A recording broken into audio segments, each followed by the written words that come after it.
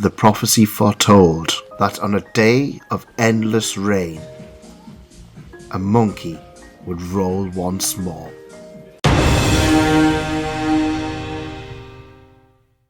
Straight into the GameCube section, and there are titles I'm after. That's always a good sign. First up, Super Monkey Ball, a GameCube launch title where you tilt the entire stage to guide a monkey into bananas. It sounds simple, it is not. It's deviously tricky. I don't own it, so you're coming with me. Next up, Bomberman Generations. Now, I do own this, but years ago I binged the box like an absolute fool. So I'm happy to rebuy it complete and sell the loose disc at a later event. Sometimes you've just got to correct past mistakes. And of course, it's always nice to see Metroid Prime, the greatest GameCube game of all time in my opinion. What do you guys think of Metroid Prime 4, by the way? I've been dipping in and out of it lately, but struggling to fully get into it. When it's good, it's really good. But I hit that open area after unlocking the bike, wandered around for 10 minutes trying to find the save spot, finally did, and just never went back to it. I'm not sure it deserves all of the hate, but I'm not exactly blown away either. The PS2 section's looking real nice. Don't see this Grand Theft Auto collection very often. £18 isn't bad for a clean case, but they've put the sticker right on it. And I've got a horrible feeling that's going to peel off half the artwork with it. Over to PS5, not collecting, but I do enjoy a rummage. Now, this one made me laugh. Date everything. And yes, it is exactly what it says on the tin. You can date everything. The chair, the sink, the toilet, everything. I've heard mixed things about it. It sounds funny in concept, but it's parodying a genre that's already kind of parodies itself. And I'm not really sold on the art direction personally. Nothing else really jumping out for PS5 or even PS4 today.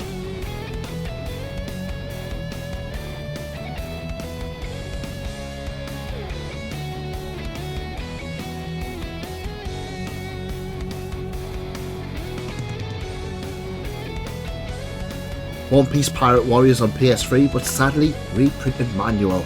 Alas.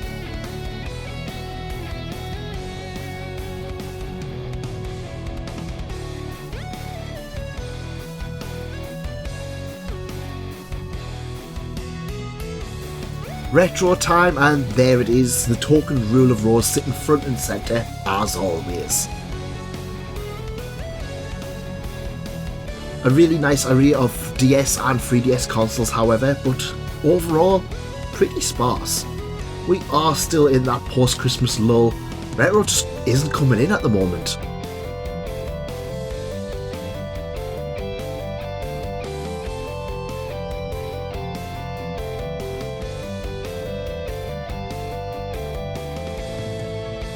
Switch section, and again, nothing I haven't really seen before. The only thing that looked new was this Ari and the Secret of Seasons. Very inspired by Zelda, especially Oracle of Seasons vibes. But I checked a review and apparently the performance is rough, which isn't ideal for a game that already doesn't look especially cutting edge.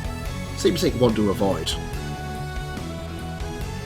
Dead Cells though, that's a game I really enjoyed when it first came out. Again, never went back to it though. I enjoyed what I played of it, but I don't know, it just didn't sync with me. I think I just wanted a general Metroidvania at that point. Did a second run of this one ever come out? Or I'm just imagining it?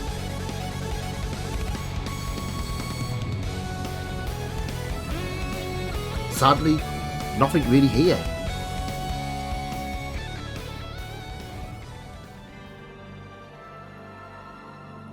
Hitting the depths of game, and ooh, we've got a sale on.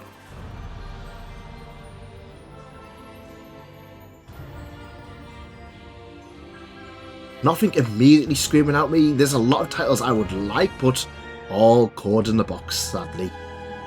Iodine Chronicle 100 Heroes for 25 is a really nice deal. A spiritual successor to Genso's Suikoden. one of the greatest JRPG series of all time. But Iron never really got the same traction as that one did. I own it on both PS5 and Switch and still haven't really played it. It didn't help that Suikoden itself got re-released around the same time, so it's very unlikely it's going to get much more traction. Oh, hang on, here's something. A little to the left. A calm, cosy, sorting puzzle game. I actually watched a streamer play this quite recently and it looked absolutely perfect for me. £15? Nah, go on then.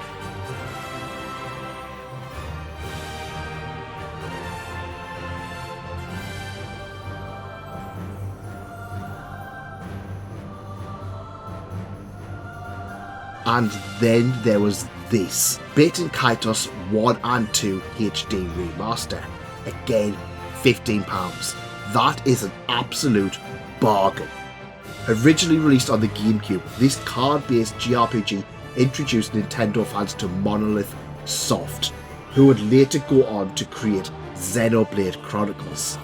Two massive JRPGs for 15 quid. If you've got a local game, definitely check out what hidden gems they've got tucked away. And with that, we leave the rain-soaked streets of Sunderland behind. Every quest ends the same way. We return to camp.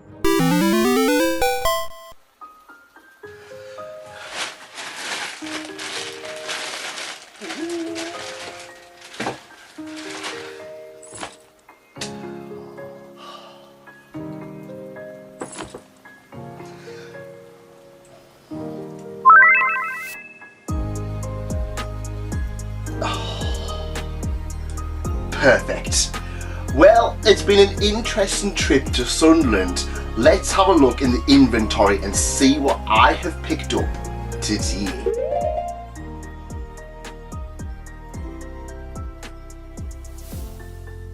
So, the first game that I picked up was one that you guys saw me pick up on the whole display. And that one is Super Monkey Ball. You know what it is? Sega, I've said this time and time again, I didn't grow up with a Mega Drive, I didn't grow up with a Dreamcast, but come the GameCube era, Sega really pushed out and started putting their games on other consoles. Of course they had to, they became, well, a third party developer rather than doing the one thing. And Super Monkey Ball was one of those GameCube launch titles that I think just about everybody fell in love with. Now, I'm going to be honest here, I've had a little game of this and I love it. But it's also one that I think if I'd paid full price for back in the day, I would have been a little bit disappointed. And this isn't something that I'd see with just this one. This is also the same with Crazy Taxi. This is very much an arcade game.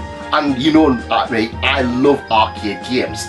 Put onto a disc and sold at full price. Now, it's a lot of fun. It's incredibly frustrating. You basically play as a monkey in a ball. Yes, the clue's in the title. And you kind of have to work the way around these little labyrinths and kind of just get to the end while collecting bananas. But the key here is that you don't really actually have much control over the monkey itself. You're basically tilting the map around it to try and get it to the exit. Yes, it's, if you in the UK, you might remember Screwball Scramble. That game where you kind of had the little marble and you had to get it to the goal and there was little different things. There was one point in that where you kind of have to shake the thing around to get it in. It's very much one of them. And yeah, it's a lot of fun. I think I would have been a little bit unsure if I paid full price for this one. Now, I would be honest, I actually owned Super Monkey Ball 2 about a year or two ago, and I started culling my collections. And that was one where I was just like, oh, you know what, I'm never going to play it again. Traded it in. I think I got about £13 for it at the time.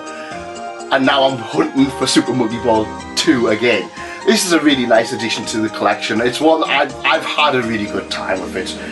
And it's very much a party game. This is one of the things that I am missing from current day gaming, the whole party aspect.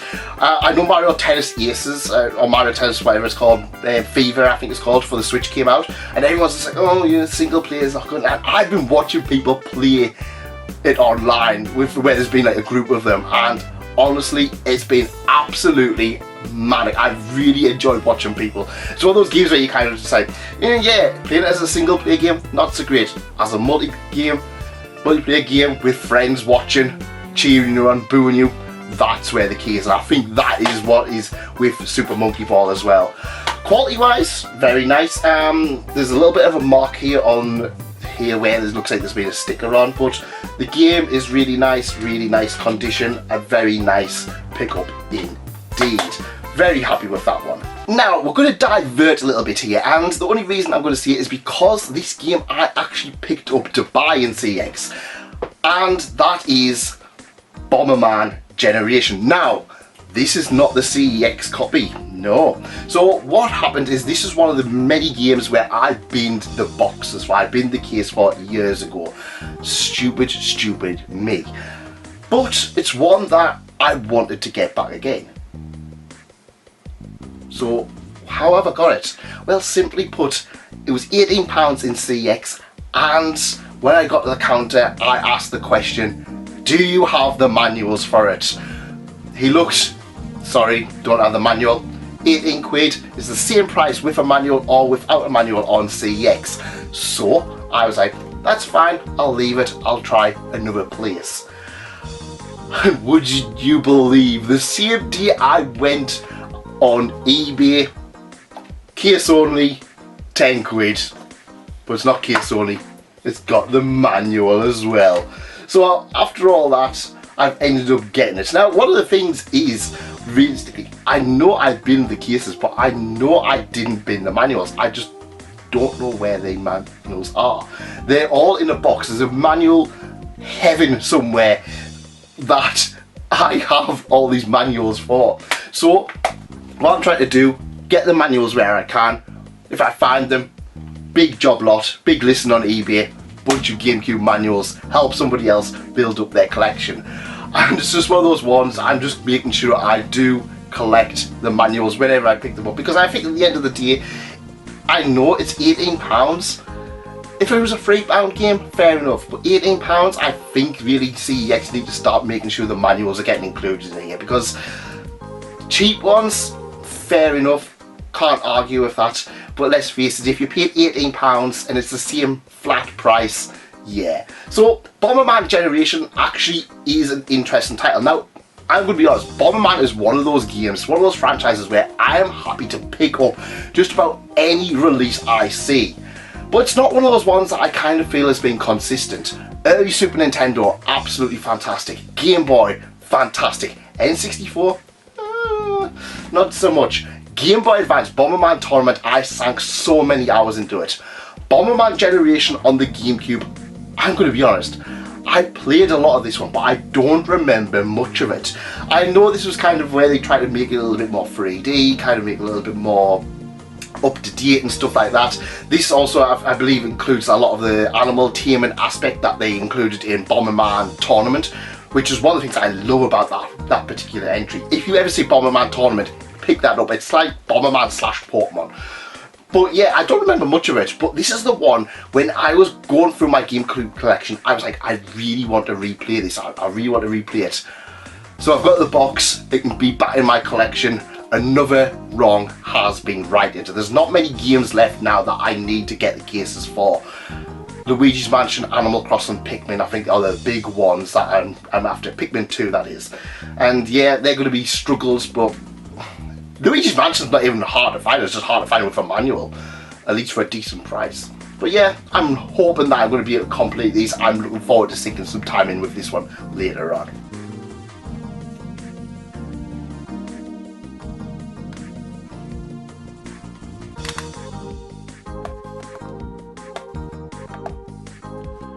But another game, CeX had this on the shelf, and this is one that, this is Mega Man X Command Mission. Now, this is a fairly expensive game, and my logic was like, you know what, it's on my list to pick up, I'm going to just buy it. It means I had a bit of less voucher for Twilight Princess, but I still had plenty left over, to be fair.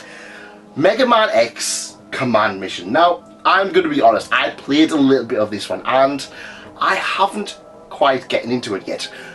Keep in mind, I don't really have the nostalgia for Mega Man. Mega Man X I played a little bit on the Wii U, and this is very much this is what I call a PlayStation 2 / GameCube era JRPG. So this one is a turn-based combatant JRPG. You know the one. They attack you, you wait your turn, do that. But it's a 3D one, and it feels very slow, very kind of like late PS1, early PS2, GameCube era.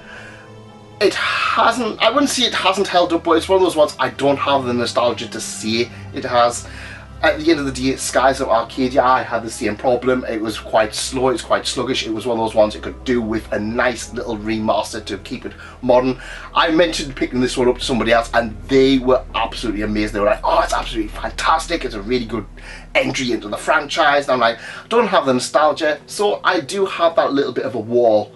Now, I'm not going to poo-poo it. I've already played probably about half an hour to an hour of it so far. I haven't quite gotten into it, but I saw a lot of things I really enjoyed here. I like the idea of it. So you're basically playing as these 3 different versions of Mega Man, and they're kind of in like these different like towers and stuff like that, and having to do different things, and it kind of all merges up, and I think you can unlock more characters as you go on as well. I really like that. I don't know what it was. I think it's one of those ones where it's quite weird in that this is the era where we didn't really have tutorials, and I wouldn't say it's complex, but I think like it just could have done with a little bit of a tutorial just to kind of get you going. I know a lot of people love the lack of tutorials in retro games, but I think some games kind of needed one just to kind of get you going. All it needed to do was just kind of explain things. Obviously most of it's probably in the manual, but let's talk manual. Absolutely clean, absolutely beautiful manual. Very nice one. One of the things I did like as well is that, because obviously I'd asked about the manual previously for Bomberman, he did check, because the sticker was up here, and he was like, I'll check for you. Make sure this is not cover reprinted, and it wasn't. An expensive one, and one that I'm looking forward to sinking my teeth into a little bit more. Have you guys played it? Let me know in the comments. Have you played this one? Because I'm really looking forward to trying out a little bit more, trying to get my teeth into it. A little bit of a barrier at the moment, maybe because there's other games I kind of was like, I was just like, oh, I want to go back to Super Monkey Ball. But yeah, this is one I'm looking forward to trying out more. If you've got any nostalgia, any thoughts on this one, let me know in the comments.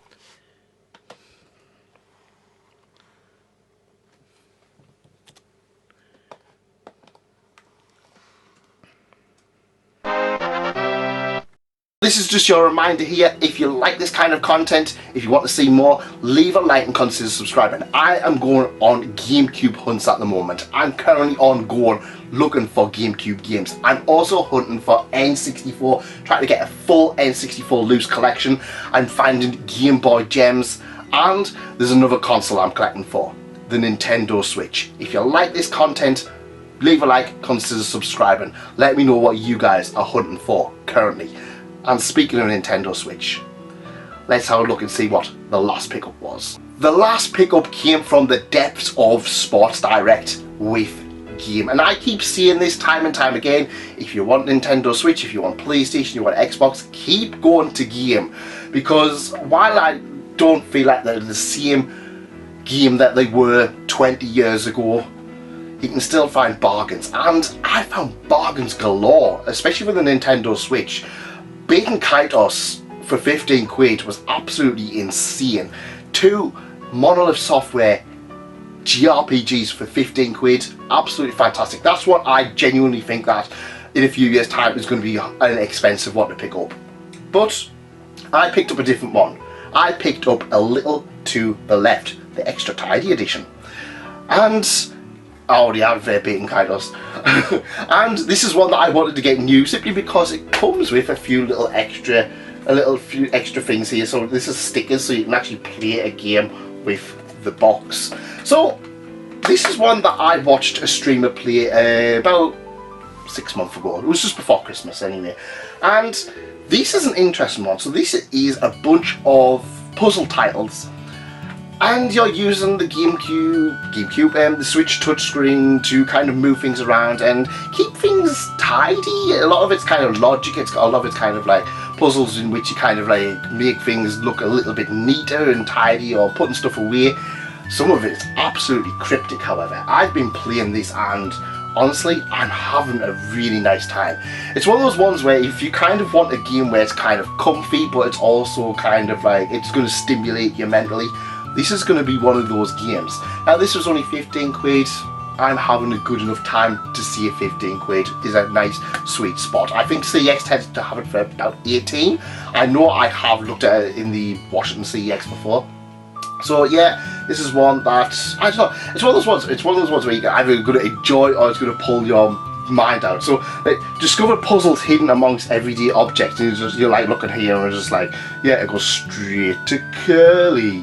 And it's stuff like that. It's one of those ones where it's like you might look at it and it might not initially come to it, but once it twigs on, it's good. It also gives you plenty of hints and stuff like that. I think if you're missing stuff like Professor Layton and stuff like that, this is one that I think is worth picking up. It's going to fall completely under the radar, but I'm genuinely having a great time with it. A well worth pick up. So yeah, Sunderland is always good for me. I don't know what it is. Sunderland, I always seem to find stuff. I don't know if it's the fact we've got 2 cash converters, we've got a CeX, and we've got a Sports Direct game, all within like a few meters of each other. It's one of those places you can go, you can kind of just do a quick loop. You can do it all in about half an hour, 3/4 of an hour, and it's really nice. It's a really nice kind of little, like, just a nice little loop just having that. It's one of those ones, I don't know why, I always seem to find something there when I'm going. So yeah, really happy with that. Some nice additions to the GameCube library. I think we're coming towards 100 at this point. I'm going to leave in the bottom right corner how many I have. I'll include stuff that we've got in future videos. I mean, this is a few weeks after now. We're still a few more GameCube pickups, but yeah, coming to 100. I'm really happy with that. I'm still not going for a full collection. I'm still going for, I think there's about 300 that are the games I actually want, and then after that we'll kind of go, oh, you know, SpongeBob, sports games, you know, they're ones. There's one like Teenage Mutant Ninja Turtles. That's like 160, 200 odd quid or something like that. It's not something I'm really after, but if I have a lot of stuff to trade in, I might just genuinely pick it up. But it's not one that I'm really kind of collecting. But yeah, we're going to talk about GameCube in the near future. We're going to go back to Games Galaxy, very near future. Pick up a bunch of GameCube games there. They had a lot of stuff last time when I went and I want to pick up. N64, I'm still on the hunt for N64 stuff. It's just kind of sparse at this point, but I am planning on trekking down. I feel like Sunderland, Washington, Newcastle's kind of getting a little bit tapped out, so I think we're going to have to start looking at greener pastures further afield, new maps for the quest. And again, if you like this kind of thing, leave a like, consider subscribing to the channel. See you on the next quest. Get some more tea as well. See ya.